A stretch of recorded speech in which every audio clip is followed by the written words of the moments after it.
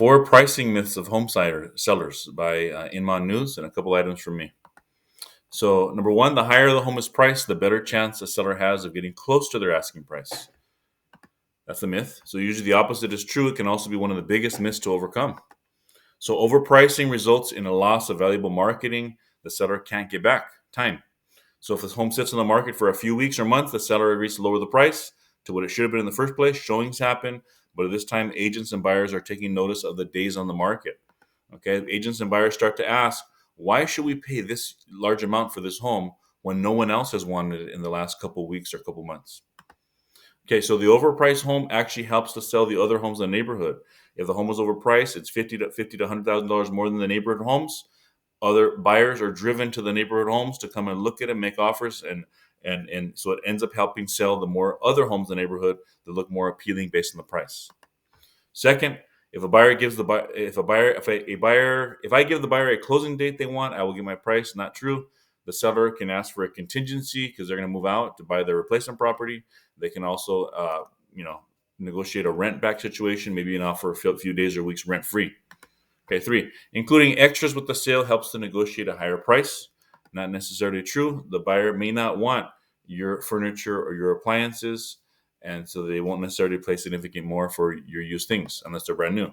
And a buyer may counter a lower price and may only want one or two things. In either case, in the offer, there's an opportunity for the buyer to check if they want the refrigerator, stove, washer, dryer, and other appliances. So let them ask for it. Okay, so leave furniture, other items out of the equation until you've agreed upon the price. Selling as is means a buyer, is a myth, won't try to lower the price after inspections. Not true. The buyer is going to conduct their diligence. They sign the buyer inspection advisory, advising them to look at what it is. So as is doesn't mean anything. So a negotiation can and does happen. The buyer is going to get a number of inspections, going to give an number of estimates, and then ask for funds to be credited back or the price to go down. So what you need to do is you need some professional, pricing a home requires skill, market knowledge, a comparative market analysis, and sheer gut instinct, not something an algorithm like an guesstimate. Guesstimates can range from $80,000 from one day to the next. Your home value you can see go up and down. Zillow is abandoning their eyebrow pounding and liquidating 7,000 homes because their guesstimates ended up wrong. That says a lot.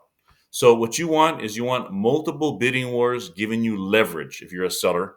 And so the strategy that I've had is help set records in neighborhoods throughout the county. If you look me up on Realtor.com, it says 21 listings, 15 sold, 6 for sale. It's actually more. They didn't update the information. You can see it's in multiple neighborhoods. It's not exactly a specific neighborhood that I grew up in that neighborhood, that I know everybody in that neighborhood, that I've been there my whole life. It's not like that. It's a strategy. So this strategy, we sold this property in El Sereno, west of USC, in Van Nuys, Roland Heights, these 3 units south of USC. In escrow right now, we have Eastside in Boyle Heights, these 2 properties in Long Beach, this property in Duarte. So it's a strategy. If you watch the video below, how to sell for top dollar, that strategy has worked in multiple areas, not necessarily in a specific neighborhood. And if you are worried about where am I going to move to if you sell my house, if I sell my house, where am I going to move to? Take a look at my video on the Dream Home Finder program. And if you're curious about your home's value, text me or email me your home's information. Text me some photos of the property or call me for a 5-minute quick tour so I give you a free market analysis. You know around conservatively what your home is worth and what will go for in this market or what you will worth. If not, you can pay for an appraisal. You can look at a guesstimate online. The appraisal will be accurate. The guesstimate will not. All right. Have a great day. Take care.